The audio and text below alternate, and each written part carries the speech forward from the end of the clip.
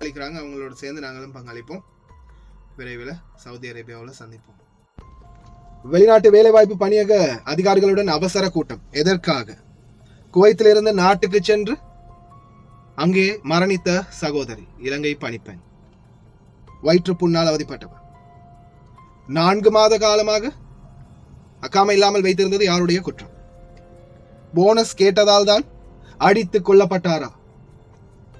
இப்படி பலதரப்பட்ட விடயங்கள். இவருடைய தற்போதைய நிலை என்ன? மலருடைய தற்போதைய நிலை என்ன? அஸ்ஸலாமு அலைக்கும் வரஹ்மத்துல்லாஹி வபரகாத்து. அன்பார்ந்த அனைத்து உறவுகளுக்கும் இனிய மதிய வணக்கம். மீண்டும் மிக முக்கியமான சில தகவலோடு தான் வந்திருக்கேன். வீடியோவை கடைசி வரைக்கும் பாருங்க. தெரியாத நண்பர்களுக்கு மறக்காம ஷேர் பண்ணுங்க. வீடியோ பிடிச்சிருந்தா ஒரு லைக் பண்ணுங்க, சப்ஸ்கிரைப் பண்ணுங்க, தொடர்ந்து சப்போர்ட் பண்ணுங்க. முதலாவதா இந்த சகோதரிக்கு எங்களுடைய ஆழ்ந்த இரங்கல்கள். இவங்களுடைய தாய் வந்து எங்க இருக்கிறாங்கன்னா துபாயில். இவங்க வந்து குவைத்துல பணிபுரிந்தாங்க.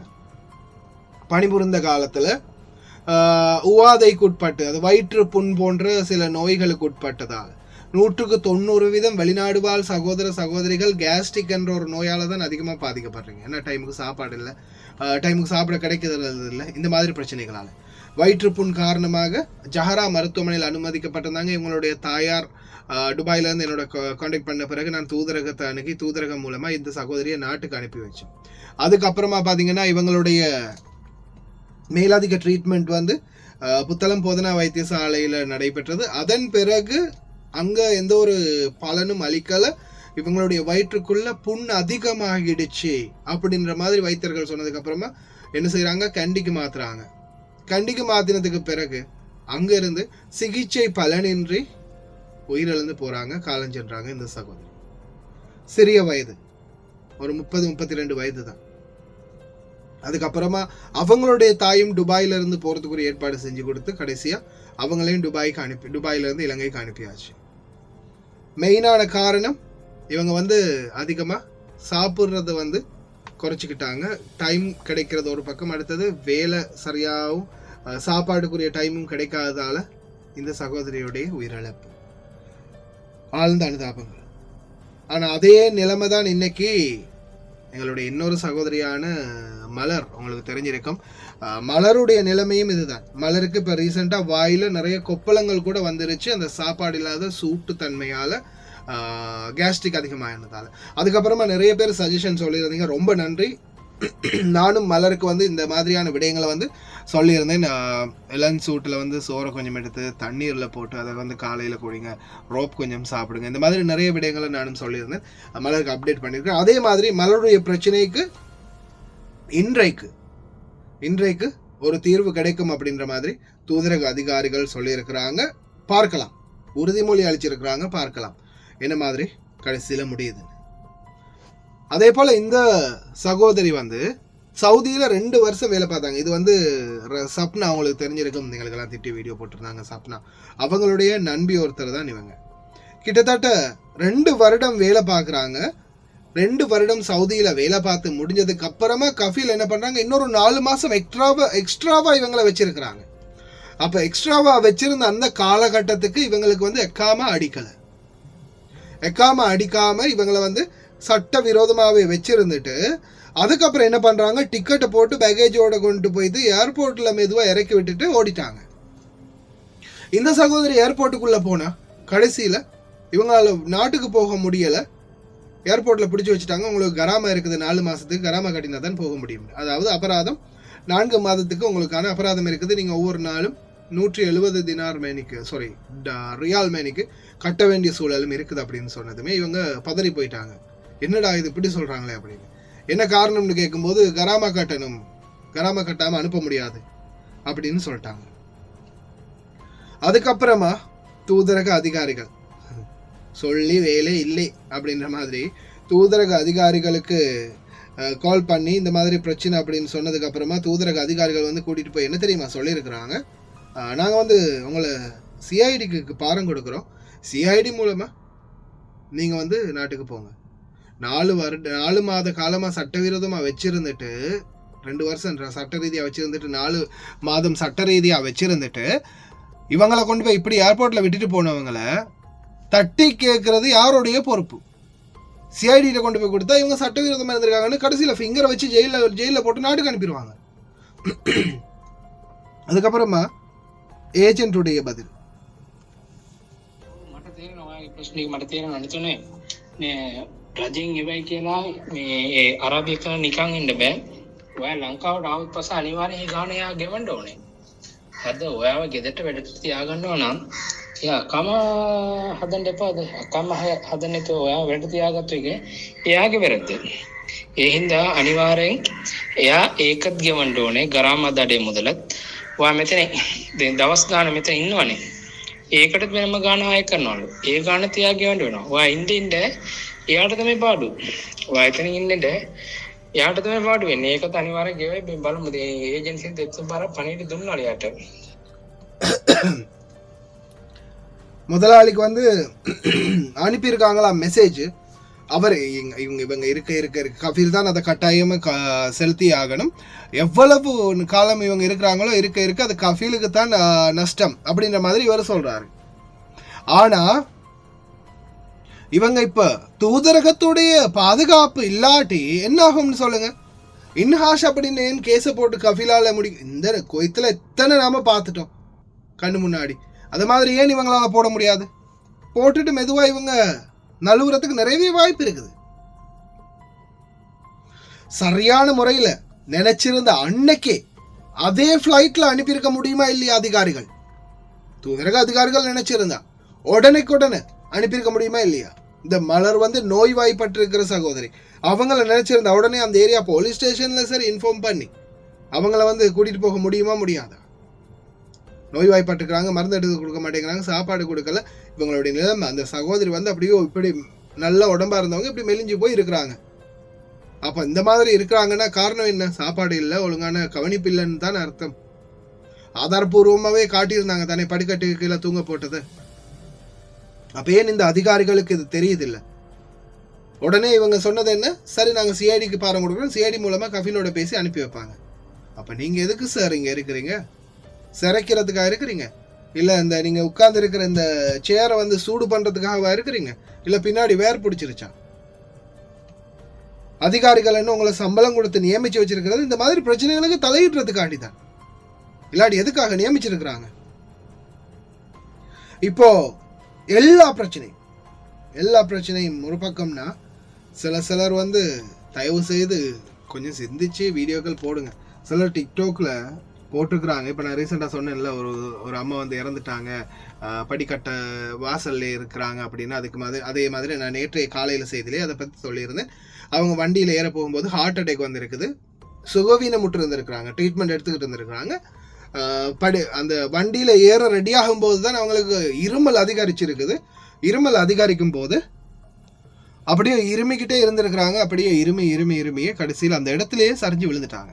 விழுந்ததுக்கு அதுக்கப்புறமா தான் போலீஸுக்கு கால் பண்ணி நார்மல் ஆம்புலன்ஸுக்கு கால் பண்ணியிருக்காங்க. ஆம்புலன்ஸ் அதிகாரிகள் பார்த்த பிறகு சொல்லிட்டாங்களாம் இவங்க உயிரோட இல்லை, நோ மோர் அப்படின்னு சொல்லிட்டாங்க, இறந்துட்டாங்க அப்படின்னு. அதுக்கப்புறமா தான் போலீஸுக்கு கால் பண்ணியிருக்காங்க. போலீஸ் வந்து உடனே ஃபாரன்சிக் எவிடன்ஸ் டிபார்ட்மெண்ட்டுக்குரிய ஆம்புலன்ஸ் இருக்குது, பிளாக் கலர் ஆம்புலன்ஸ். அதில் வந்து இவங்களுடைய ஜனாசா வந்து பாடியை வந்து ஏற்றிட்டு போயிருக்கிறாங்க. அதுக்கப்புறமா தடவியல் துறை அந்த விசாரணைகளை மேற்கொண்டு முடித்த பிறகு அதுக்கப்புறமா நாளைய தினம் இவங்களுடைய உடலை வந்து நாட்டுக்கு அனுப்புறதா சொல்லியிருக்கிறாங்க. மற்றபடி இதில் வேற எதுவும் சந்தேகத்துக்கான மரணமோ கொலையோ இல்லை. இது நிறைய பேர் எந்த மாதிரி தெரியுமா இதை மாற்றி வச்சிருக்கிறாங்க. போனஸ் 10-12 வருஷமா அவங்க வேலை செஞ்சுருக்கிறாங்க. 12 வருஷமா வேலை செஞ்சுட்டு போனஸை கேட்க போனஸ் கொடுக்காம கொண்டுட்டாங்க அப்படின்ற மாதிரி எழுதியிருந்தாங்க. சிலர் வந்து அப்படியெல்லாம் பண்ணாதீங்க. ஏன்னா தெரியாத மாதிரி சொல்லாதீங்க, தெரிஞ்ச மாதிரி சொல்லாதீங்க. அது கடைசியில் நிறைய பேரை பாதிக்கும், பயம் இருத்தும்.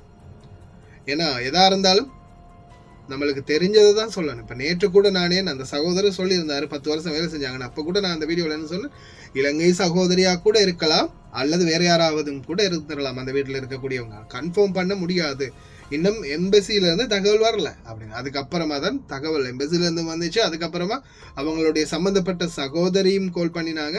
அதே அந்த ஏரியாவுக்கு நம்மளுடைய அந்த சகோதரர்கள் 2-3 பேரும் போய் அதே வீட்டிலேயே விசாரணை பண்ணிவிட்டு அதுக்கப்புறமாவும் நம்மளுக்கு டீட்டெயில்ஸ் கொடுத்தாங்க. இதுதான் நடந்தது அப்படின்னு. அதுக்கப்புறம் உண்மை தகவல் என்னன்றதை நான் சொன்னேன். ஆனால் நான் அதை உங்களுக்கே தெரியும், நான் அழகாக தெளிவாக தான் சொன்னேன். இப்படி உடல் ஒன்று கிடக்குது, வாசல்லே இருக்குது, பார்க்கிங் ஹாட்டுக்குள்ளே இருக்குது, பார்க்கினுக்குள்ளேயே போட்டு வச்சிருக்கிறாங்க உடலை அப்படின்ற மாதிரி நம்ம சொன்னோம். ஆனால் அதுக்கான காரணம் என்னன்றது கன்ஃபார்ம் ஆகிடுச்சு. அவங்க வந்து வண்டியில் ஏற வரும்போது தான் உயிரிழந்திருக்கிறாங்க அப்படின்றது. அடுத்தது அவங்களுக்கு தெரியும் சுரக்ஷித ஹெட்டாக் ரட்டவிரு சாங் சதே அப்படின்னு இப்போ ரீசெண்டாக நம்மளுடைய துஷார சகோதரர், நியூலங்கா டிவி, அதே போல் ஹாமதுரு அவர்கள், அது மாதிரி ஷாமா அதிகாரி மிஸ், அவங்க எல்லாருமே பார்த்தீங்கன்னா விதேச சேவா நியூத்திகாரியான்சி, அதாவது வெளிநாட்டு வேலைவாய்ப்பு பணியகத்துடைய பணிப்பாளர் மற்றும் உப செயலாளர், இந்த மாதிரி பலரையும் வந்து சந்தித்து ஒரு மீட்டிங் ஒன்று நடத்தியிருக்கிறாங்க. இந்த அவசர மீட்டிங் எதுக்காகன்னா, தற்போது சவுதி அரேபியா, குவைத், ஒமான் இந்த போன்ற நாடுகளில் சில பிரச்சனைகள் தொடர்ந்துமே அதிகரித்து வருது. தொழிலாளர்களுக்கான பாதிப்பு, அடக்குமுறை, வன்முறை, சம்பளம் சரியாக கொடுக்கறதில்ல, உரிமைகளை கேட்டால் கொடுக்கறதில்ல, எமர்ஜென்சி சிச்சுவேஷனில் கூட உதவுறதில்லை. இந்த மாதிரியான சூழல் இருக்கிறதால இவங்க வந்து பார்த்தீங்கன்னா ஜனாதிபதி அலுவலகத்துக்கு, அதே போல் இது வந்து ஜனாதிபதி அலுவலகத்துக்கு அனுப்பியிருக்கக்கூடிய கடிதம், அதே மாதிரி வெளிநாட்டு வேலைவாய்ப்பு பணியகத்துக்கு அனுப்பியிருக்கிறாங்க, வெளிநாட்டு வேலைவாய்ப்பு பணியகத்துக்கு ஒரு கடிதம், அதே மாதிரி ஆர்கனைசேஷன் சுரக்ஷித ஹெட்டாக் ரட்டவிரு சொசைட்டி அவங்களுடைய லெட்டரையும் அனுப்பியிருக்கிறாங்க. இதில் வந்து பார்த்தீங்கன்னா முக்கியமாக மென்ஷன் பண்ணியிருக்கிறது, இந்த நாட்டுக்கு 160% வெளிநாட்டு டாலர்களை கொண்டு வரதே வெளிநாடு வாழ் தொழிலாளர்கள். அவர்களுக்கான பாதுகாப்பு குறிப்பாக அரபு நாடுகளில் ரொம்பவும் குறைந்து கொண்டே போகிறது. அரபு நாடுகளில் அவங்களுக்கான பாதுகாப்பு, இந்த பாதுகாப்பு நடைமுறையை உறுதி செய்வதற்கான சரியான கட்டுமானங்கள், அதாவது சரியான தீர்மானங்கள் அதிகார மட்டங்கள்லேருந்து எடுக்கப்படணும். குறிப்பாக சவுதி அரேபியாவில் இருக்கக்கூடிய தூதரகமாக இருக்கட்டும், ஒமான் நாட்டு தூதரகமாக இருக்கட்டும், இது ரெண்டுலையும் இப்போதைக்கு தொழிலாளர்களுடைய நிலைமைகள் இன்னமும் சரிவை சந்திச்சிருக்குது பாதுகாப்பு விகிதத்தில். இப்போ குவைட்டை பொறுத்த வரையில் முன்னாடி இருந்ததை விட இப்போ நிறைய பேர் சொல்லக்கூடிய ஃபீட்பேக் நல்லா இருக்குது. ஒரு சிலருக்கு வந்து சாதகம் இல்லாமல் போகுது, ஆனால் 100% இப்போ சாதகமாக செயல்படுறாங்க அதிகாரிகள் அப்படின்ற ஃபீட்பேக்கை தான் பலருமே கொடுத்துருக்குறாங்க. ஆனால் இன்னமும் சவுதி அரேபியாவும் சரி, ஓமானும் சரி, தொழிலாளர்களுடைய பிரச்சனைகளை தலையிட்டு முடித்து வைக்கிறதுக்கோ இல்லை போராடுறதுக்கோ எந்த ஒரு ஏற்பாடும் இல்லை. இப்போ சாதாரணமாக கிட்டத்தட்ட வெளிநாட்டு வேலைவாய்ப்பு பணியகத்தில் கம்ப்ளைண்ட் பண்ணி மலருடைய பிரச்சனை 2 மாதம் ஆகுது, தூதரகத்துக்கு தெரிவித்து 1 மாதம் ஆகுது. ஆனால் இன்னமும் அதே இடத்துல அப்படியே தான் இருக்கிறாங்க மலர், எந்த ஒரு உபகாரமும் இல்லாமல், எந்த ஒரு உதவியும் இல்லாமல்.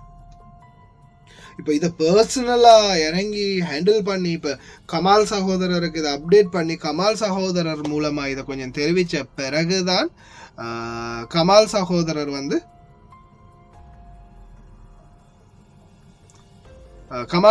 வந்து பேசின பிறகுதான் இதை வந்து எடுக்கிறதுக்கான முயற்சிகளை வந்து முன்னெடுத்திருக்கிறாங்க. அவ்வளவு ட்ரை பண்ணியும் கடைசி வரைக்கும் நான் பாருங்கள், கமாலுக்கு அனுப்பின வீடியோ இது, மலருடைய வீடியோ வந்து கமாலுக்கு அனுப்பி அதுக்கப்புறமா இன்னொரு விஷயத்த சொல்லிக்கொள்கிறேன். அவங்க வீடியோ போடாதீங்க, போட்டால் பார்க்குறாங்க அடிக்கிறாங்க அப்படின்னு சொன்னது டிக்டாக்ல. யூடியூப்பில் போடக்கூடிய வீடியோ சப்ஸ்கிரைபர்கள் பார்க்குறதே கம்மியாக இருக்குது, அப்புறம் எங்கேருந்து அரபிகள் பார்க்குறது. இது வந்து டிக்டாக்ல தெரியும் தானே உங்களுக்கு. ஒருத்தர் ஒரு வீடியோ, மலருடைய வீடியோ கிட்டத்தட்ட 5000 வீடியோ சரி ஷேர் ஆகிருக்கும்னு நினைக்கிறேன். எத்தனையோ பேர் ஷேர் பண்ணியிருந்தாங்க, ஷேர். கடைசியில் போட்ட ஓனரை ரீச் பண்ண முடியாது நம்மளுக்கு, எல்லாரும் எடுத்து ஷேர் பண்ணிக்கிட்டே இருப்பாங்க. அதனால தான் வீடியோவில் ஏதாவது ப்ரூஃப் வைங்க, உங்களுடைய பாஸ்போர்ட் காப்பியாவது வைங்க, உங்களை திடீர்னு அவசரமாக கண்டுபிடிக்க முடியாது. ஏன்னா ஒரு வீடியோ போட்டால் பல பேர் இதை ஷேர் பண்ணுவாங்க அப்படின்னு நான் சொல்லியிருந்தேன்.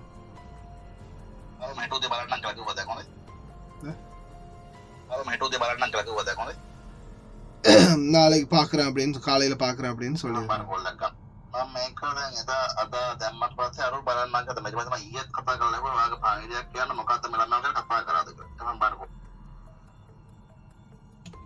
பேசிட்டே தான் இருக்கிறாங்களே தவிர அதிகாரிகள் எந்த ஒரு முயற்சியும் முன்னெடுக்க மாட்டேங்கிறாங்க. கடைசியில் இங்கேருந்து நம்ம தான் சவுதி அரேபியாவுக்கு ஷிஃப்ட் ஆகணும் போல இருக்குது. இங்கே குவைத்துடைய காலத்தை அப்படியே முடிச்சுட்டு சவுதி அரேபியாவுக்குள்ளே போய் என்ட்ராகணும் போல இருக்குது. இல்லைன்னா வேலை முடியாது போல தான் தெரியுது. பார்க்கலாம் இன்ஷா அல்லாஹ். சரி வராட்டி அடுத்தது சவுதி அரேபியாவில் சர்ஃபான் பிஏ வ்ளாக் களமிறங்குவார். என்ன சவுதி மக்களே, உங்களுடைய கருத்துக்களை மறக்காம கமெண்ட்ல தெரிவிங்க. குவைத்தில் இருக்கிற மக்களே பாய் பாய் சொல்லட்டா?